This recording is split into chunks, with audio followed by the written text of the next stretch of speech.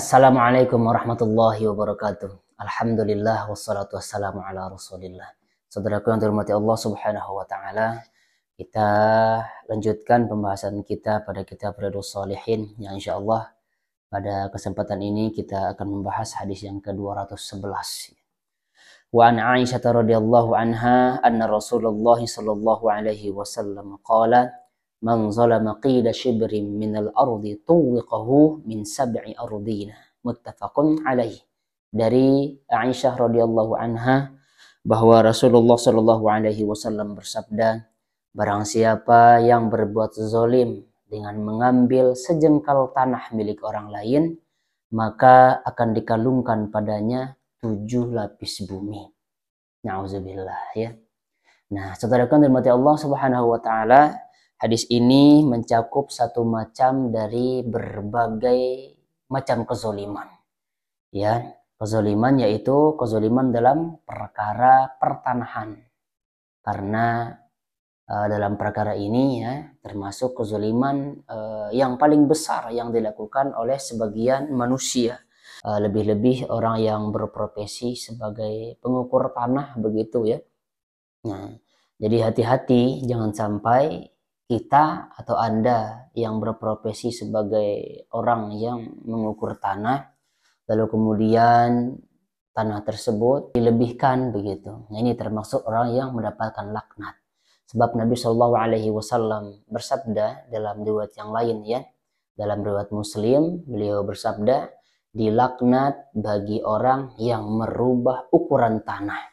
Nah, jadi hati-hati dengan hal ini. Di samping itu, saudaraku yang dirahmati Allah Subhanahu wa taala, orang yang merubah ukuran tanah, maka nanti di akhirat akan dikalungkan ya 7 lapis tanah tersebut. Kita mengalungkan 2 kilo saja sudah berat, 5 kilo saja sudah berat, 10 kilo saja sudah berat, apalagi 7 lapis bumi. Nah, jadi oleh karena itu hati-hatilah bagi kita yang ingin membeli tanah, maka dipastikan ukurannya itu harus benar. Jangan dikurangi dan jangan ditambahi. Apalagi dengan kita menambah ukuran tanah tersebut, kita menzolimi saudara kita yang punya tanah yang lain. Sehingga saudara kita yang lain itu ukuran tanahnya berkurang. Nah, hati-hati ya. Menurut kita mungkin sepele.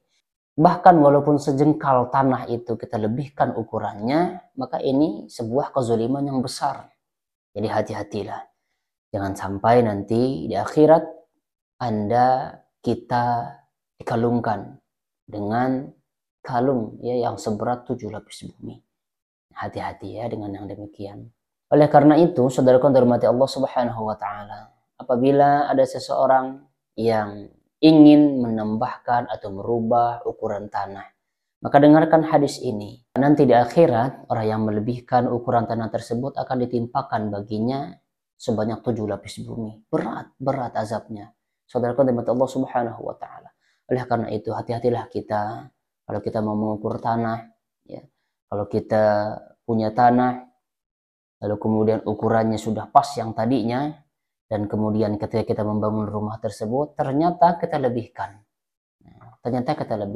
Termasuk hal yang tidak disadari oleh orang adalah ketika atapnya itu melebihi dari ukuran tanahnya. Nah, ini termasuk kezoliman. Walaupun sejengkal ya. Walaupun sejengkal misalkan lebihnya, nggak apa-apa, itu kan sejengkal doang. Nah, sejengkal pun ini termasuk kezaliman yang paling besar. Maka kalau kita baca hadis ini, walaupun sejengkal tanah, maka akan dikalungkan baginya 7 lapis bumi. Akan ditimpakan kepadanya 7 lapis bumi tersebut. Maka hati-hatilah ya saudaraku yang dirahmati Allah Subhanahu wa ta'ala. Hadis selanjutnya.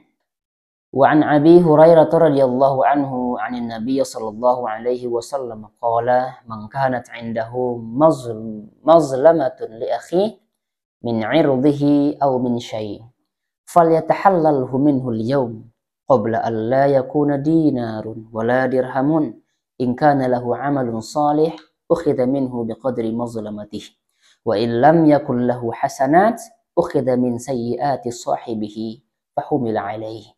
Riwayat Bukhari. Dari Abu Hurairah radhiyallahu anhu, dari Nabi Shallallahu alaihi wasallam, beliau bersabda, Barang siapa berbuat zalim kepada saudaranya, baik berkenaan dengan harga dirinya atau sesuatu, maka hendaklah ia meminta dihalalkan pada hari ini, sebelum ia tidak lagi mempunyai dinar ataupun dirham. Jika dia mempunyai amal soleh, maka akan diambil darinya sesuatu dengan kezalimannya. Dan jika dia tidak mempunyai kebaikan, maka akan diambil dari kejahatan orang yang dizalimi dan dipikulkan kepadanya. Hadis ini sahih diriwayatkan oleh Al-Bukhari. Saudaraku yang dirahmati Allah Subhanahu wa taala. Pada pembahasan sebelumnya kita sudah membahas bahwasanya kezaliman itu akan menjadi kegelapan nanti di akhirat. Nah, begitu juga kalau kita membahas hadis ini ya, barang siapa yang berbuat zalim kepada saudaranya yang berkaitan dengan harga diri ataupun yang lainnya, kita misalkan membeberkan keburukannya, membicarakan keburukannya, menggibah mereka dan yang lainnya, ya itu termasuk kezaliman. Maka sebelum terlambat, sebelum kita meninggal, sebelum nanti tidak berlaku lagi dinar dan dirham, tidak berlaku lagi nanti di akhirat, ketahuilah saudaraku yang dirahmati Allah Subhanahu wa taala, sebanyak apapun uang kita di dunia, maka nanti di akhirat tidak ada gunanya. Ya, Bapak Ibu yang dirahmati Allah Subhanahu wa taala, terlebih dahulu sebelum meninggal atau sebelum terlambat, minta dihalalkan. Ya, kita minta maaf kepada dia, mohon maaf saya sudah menzalimi Anda, mohon maaf saya sudah tadi atau kemarin-kemarin saya berbuat zalim, mohon maaf tadi saya berbuat dosa, saya membicarakan keburukan Anda dan yang lain sebagainya. Minta dihalalkan, minta agar dimaafkan oleh orang yang kita zalimi tersebut. Ya. Tapi nanti seandainya orangnya tidak berminta maaf, ya tidak minta maaf ini, maka nanti di akhirat, nah, dia akan diadili nanti di akhirat. Dia juga akan dikisos Bapak Ibu ya.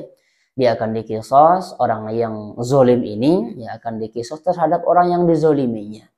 Nah, apabila dia mempunyai pahala, maka pahalanya itu akan dipindahkan kepada orang yang dizolimi. Akan tetapi kalau dia tidak punya pahala, misalkan pahalanya sudah habis ya, ketika sudah dihisab, ditimbang antara amal baik dan amal buruknya, ya ternyata amal buruknya lebih banyak.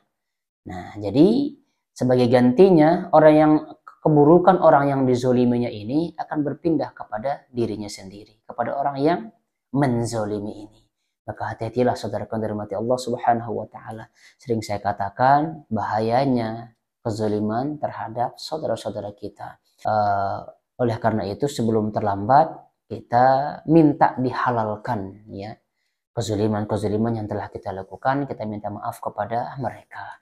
Mudah-mudahan ini ada manfaatnya. Subhanakallahumma bihamdika asyhadu an la ilaha illa anta astaghfiruka wa atubu ilaik. Assalamualaikum warahmatullahi wabarakatuh.